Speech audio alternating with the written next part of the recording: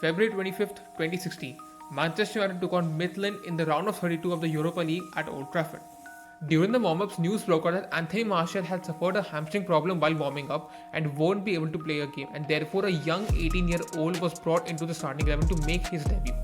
That 18-year-old was Marcus Rashford. How he meant that! Rashford's involvement in the game turned out to be quite fruitful as he scored 2 goals with United win the game 5-1. From there on, everybody had their eyes on this youngster. A product of Manchester United's youth setup, Rashford joined the club at the age of 7. Marcus was a standout player in the Manchester United academy system and he's considered one of the club's finest academy graduates. He scored 2 goals not only on his European debut against Midland but also on his Premier League debut just 3 days later against Arsenal. That did not stop him there. He went on to score on his England debut too against Australia in a friendly, making him the youngest English player to score on his first senior international game, a record he still holds till date. Everybody at that time thought Manchester United have a serious talent in their hands who could potentially go on to be the face of the club in the future. But fast forward to almost 9 years later, in 2025, Marcus Rashford is about to leave Manchester United and not on that great terms, to be honest, with the fan base having mixed opinions about him.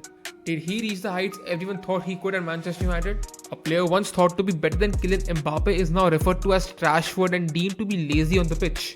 Let's talk about the rise and fall of Marcus Rashford.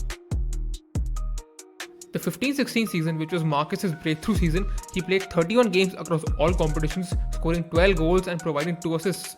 Not bad at all for an 18-year-old playing his first ever season in the English top flight division. In the following couple of seasons, he showed that he can be a consistent goal scorer for United, scoring 11 goals and providing 5 assists in 53 games in the 16-17 season, and again scoring 13 goals and providing 8 assists in 52 games. Remember that he was still a youngster at this age, and having these numbers at such a young age was pretty impressive. Until the 2021 season, Rashford had consistently scored goals in every season across all competitions, and his goal tally every season has started to go up. It had been a long time since United had a forward consistently scoring goals for them year after year, and that too it was an academy product made it even better. But then came the 21-22 season. Following the Euros, Rashford had a surgery on an ongoing shoulder issue which ruled the winger out for the beginning of the 21-22 season. The Euros also is one to talk about as Rashford missed a penalty in the penalty shootout in the finals alongside Jadon Sancho and Bukayo Saka, which saw England lose the Euros to Italy. Rashford was hit with a storm of abuse and racist comments by people who were pissed off after the Euro final. This must have had a toll on him. Plus, the shoulder injury made him miss the beginning of the season too. It all added up, which led to Marcus having a stinker of a season with just 5 goals and 2 assists in 32 games across all competitions, his worst of his career. The fanbase got so frustrated that even a certain part of the fanbase demanded him to be sold. Cut to season 22-23. The arrival of Erik Ten Hag brought in a new opportunity. Even with Cristiano Ronaldo in the team, it was pretty clear that Ten Hag trusted Rashford more and wanted the Englishman to get back to his best. And Rashford did not disappoint Ten Hag at all, as that season turned out to be the best season of his career till now, with 30 goals and 9 assists in 56 games across all competitions. He was the first Man United player since Robin van Persie to score 30 goals in a season. He looked like a different animal on the pitch. Whenever he had the ball at his feet, it would be terrorizing for the opposition defense to face him. He was extremely confident and always had a positive body language, playing a crucial role in helping United win the Carabao Cup and securing Champions League football for the next season.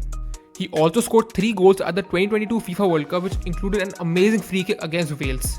All this led to Rashford bagging a huge 5-year contract in 2023, which made him one of the highest earners at the club, earning £300,000 a week without bonuses. Everybody expected Marcus to perform even better next season, and there were a lot of expectations from Ten Hag's United too. But certain fans were actually expecting what was about to happen next. Season 23-24. Man United finished 8th, their worst ever finish in their history. A season every Manchester United fan would want to forget. Injuries, humiliating defeats, new signings flopping badly, finishing at the bottom of their UCL group. Well, the only positives from that season were winning the FA Cup by defeating Man City in the final and the breakthrough season of Kobbie Mainoo. What about Marcus? He looked like a shadow of his former self. He had just 8 goals and 5 assists in 43 games in all competitions in that season. His body language, his pace, his 1v1 duels, everything seemed to have gone in just a flash. It made fans wonder if the player they once adored was still the same. Apart from this, there were a lot of disciplinary problems with Marcus Rashford. him partying after the 3-0 loss in the Manchester derby, the Belfast incident where he was criticised for missing training possibly because of late night clubbing just a couple of days prior to an FA Cup game. Now coming on to the current season, Ten Hag got sacked just 13 games into the new season after a hell lot of backing in the summer transfer window, and in came Ruben Amorim, who clearly looked like wasn't fond of Marcus Rashford and has axed him from the matchday squads. And fair enough, as Rashford seems very much disinterested in playing football in general whenever he's on the pitch. He's played 24 games this season in all competitions and has scored 7 times and provided just 3 assists. It doesn't seem like Marcus Rashford is ever going to play for Manchester United again, as he himself has hinted out for an exit.